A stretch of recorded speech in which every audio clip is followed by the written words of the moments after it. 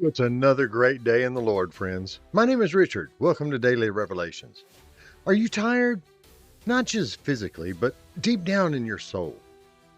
Life has a way of wearing us down. Responsibilities, disappointments, grief, and unanswered questions can leave us feeling empty. But listen to God's promise from Jeremiah 31:25.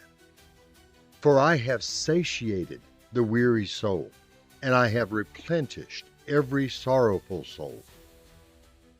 What an incredible promise! God doesn't ignore your exhaustion. He doesn't overlook your pain. He invites you to bring it all to Him. The same God who created your heart is able to restore it. The same God who knows every tear is able to replace despair with hope.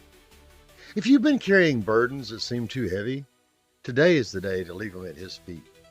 He is the restorer of weary souls. Friends, if this devotional encouraged you, share it with someone today who needs hope. And remember, God still refreshes the weary. Thank you for joining me today for another daily revelation. God bless you, and if the Lord is willing, I'll see you again tomorrow.